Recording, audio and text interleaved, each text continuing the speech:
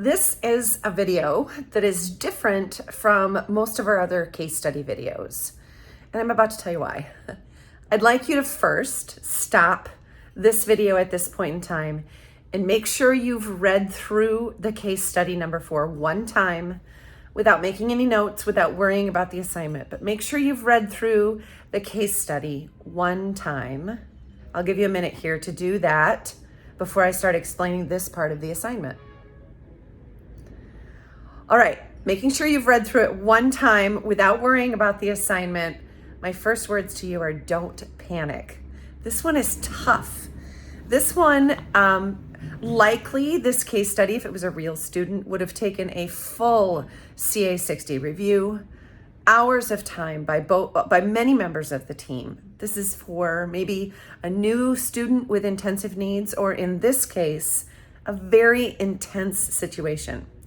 So from my 28 years in special education, I find that the best thing to do with this much information in this high need of a case is to take notes in an organized fashion. So I've done that for you. I'm going to give you a minute here to also take a minute and open the case study summary document that's with this video in our Blackboard module, in the folder in the Blackboard module. So if you haven't had a chance, go ahead and pause this video, open another tab, and go ahead and open up the case study summary chart. It's okay if you look through that while I'm talking, but what you'll notice is a summary of this case study that I've completed based on the issues which are listed down the left side of your charts. There's 2 charts. I think it's about 3 pages long. And across the top is chronologically what started when this kiddo started in kindergarten through repeating kindergarten in the 2nd school year. Essentially what I've done is I went through and wrote your summary for you in a very different manner. It's not paragraph form. The paragraph form that we see there with the case study is a little overwhelming and confusing. So I went ahead and listed it. I've got my notes here. I listed it by fall through December 2020, all the way through the start of the next school year, September through October of 2021. If you'll notice, you take a look at the document, that first chart lists the formal procedures and events, the IEP or read or evaluation, the behavior referral and suspension information, the service time, special education service time that would have been documented in the IEP, and any gen ed access notes. That's the first chart. The second chart, which starts on the 2nd page, is case study 4 supports. So this is the more subjective part. This is the part that talks about this student's need areas, behavior plans, and all of the supports, academic, behavioral, and social work. If you want to take a minute to look at those, go ahead and pause this video here, because I'm about to give you the instructions on what you need to do for your assignment. For your assignment, I've pretty much written about 85% of the summary for you using these charts. Any gray area, any boxed gray area is a part you don't need to fill out or worry about. Nothing happened for that section during that time. So ignore the gray areas. But I'd like you to take a look at the 5 yellow boxes. That's what you need to fill out. So you'll make a copy of this document. I think it's a forced copy.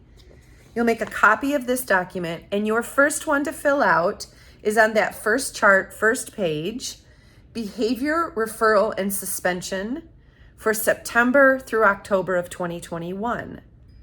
Dive back into that case study and find the data for what happened with this little kindergarten kiddo that 2nd school year during September and October for behavior, referral, and suspensions. I chose this one on purpose because you have 3 examples there of what I wrote, and your notes can be that brief and modeled after that. But dig into the case study, find the data for just that, for just September through October of 2021, and the behavior, referral, and suspension numbers, times, days for that little student. And that's all you have to do for that first yellow box. The second yellow box is on the same page. different category. It's looking for service time at the IEP that occurred between January and March of 2021.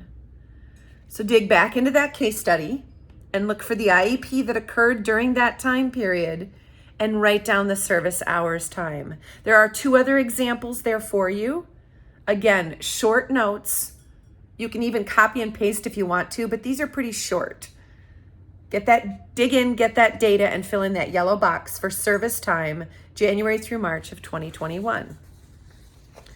The third yellow box you're expected to fill out is on the second page, the first row of the second chart for supports.